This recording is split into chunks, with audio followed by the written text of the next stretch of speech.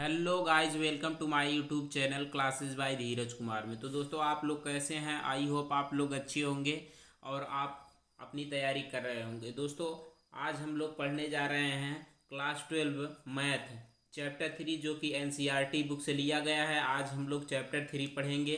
देख लेते हैं चैप्टर 3 में आखिर है क्या। चैप्टर का नाम है आव्यूह मैट्रिक्स, इंग्लिश में बोलते हैं मैट्रिक्स।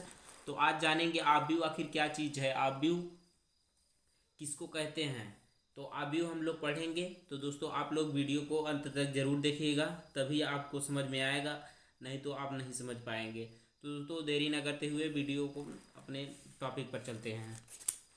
दोस्तों, आव्यूह आव्यूह गणित में आव्यूह संख्याओं को पंक्ति और स्तंभों में व्यवस्थित संख्याओं को एक आयताकार में लिखते हैं और संख्याओं के एक पंक्ति और स्तंभ में लिखने के बाद हम कोष्टक लगा देते हैं। इसी को हम आव्यूह कहते हैं। कहने का तात्पर्य यह है कि गणित में आव्यूह जो होता है, पंक्ति और स्तंभ के रूप में व्यवस्थित करना, मतलब आयताकार रूप में, और उसे कोष्टक में लगा देना, वही आव्यूह कहलाता है। मतलब कि आप इसको पंक्ति के रूप में लिखेंगे। ये 2 3 4 5 ये पंक्ति हो गई आपकी, और ये जो हुआ ये इस प्रकार से ये आपका स्तंभ हो जाएगा। कहने का तात्पर्य यही है कि इसे पंक्ति और स्तंभ के रूप में लिखते हैं और इसे कोष्टक लगा देते हैं, बड़ा कोष्टक लगा देते हैं, तो इसे हम आव्यूह कहते हैं। तो आई होप आप लोग समझ गए होंगे इतना।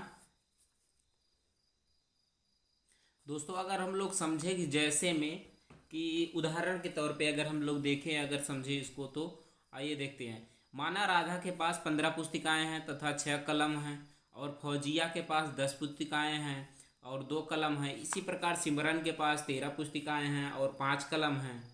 ठीक, तो ये है। इसको हम अगर सारणी के रूप में व्यवस्थित करें तो इस प्रकार व्यवस्थित कर सकते हैं। ये आप भी जानते होंगे कि इस प्रकार हम इसको लिख सकते हैं कि पुस्तिका ये हो गया, ये कलम हो गया। राधा के पास 15 6, फौजिया के 10 पुस्तिकाएं और 2 कलम, सिमरन के पास 13 पुस्तिकाएं और 5 कलम। तो ये हैं। तो अगर इसे हम ढंग रूप में लिखें तो इस प्रकार लिख सकते हैं। सेम टू सेम वही है, और इसे हम ऐसे लिख दिए हैं और कोष्टक लगा दिए हैं।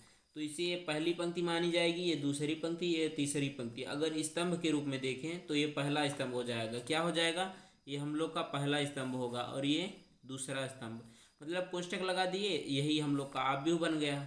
तो उदाहरण के तौर पे ये आपको समझ में आ चुका होगा।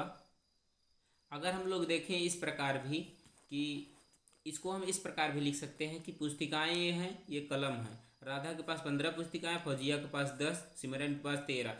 इसको हम इस प्रकार भी लिख सकते हैं, और कलम इस प्रकार लिख सकते हैं 6 2 5। तो अगर इसे हम ढंग से व्यवस्थित करें तो इस प्रकार व्यवस्थित कर सकते हैं। दिया यही है, इसको केवल कोष्टक लगा दिए तो ये पहली पंक्ति, ये दूसरी पंक्ति हो जाएगी। तो ये पहला स्तंभ, दूसरा स्तंभ, तीसरा स्तंभ। ठीक, तो मैं आशा करता हूँ कि आपको ये समझ में आ चुका होगा कि आव्यूह है क्या। अब आव्यूह की कोटि क्या चीज़ होती है देख लेते हैं कि आव्यूह कोटि क्या है। कोटि, जब किसी आव्यूह में हम किसी संख्या को m इंटू एन के रूप में लिखते हैं तो वही संख्या उसकी कोटि कहलाती है, जहाँ m पंक्ति के अवयव और n जो है स्तंभ के अवयव हो जाएंगे। मतलब जब किसी आव्यूह में m इंटू एन के रूप में लिखते हैं किसी संख्या को तो वही कोटि कहलाती है। साधारण सी बात यह है कि ये एग्जाम्पल में लिए हैं, जैसे ये 3 2 4 5, ये मतलब पंक्ति हो गई, ये पंक्ति हो गई, ये भी पंक्ति, ये प्रथम पंक्ति, द्वितीय पंक्ति, तृतीय पंक्ति। और स्तंभ देखें तो स्तंभ भी इसमें 3 हैं। मतलब m इंटू एन के रूप में लिखना ही आव्यूह कोटि कहलाती है। तो अगर हम लोग देखें तो इसको m पंक्ति इसकी 3 है, 1 2 3, और स्तंभ 1 2 3 है, तो m इंटू एन कोटि होती है m इंटू एन। तो 3 इंटू 3 बराबर 9 अवयव। अगर गिनेंगे तो 9 अवयव आएंगे, तो यही इसकी कोटि कहलाती है। दोस्तों, अगर वीडियो अच्छा लगा हो तो आप लाइक जरूर करिएगा। यदि आप चैनल पर नए हैं तो चैनल को सब्सक्राइब जरूर कर लीजिएगा। धन्यवाद दोस्तों, वीडियो देखने के लिए बहुत बहुत धन्यवाद।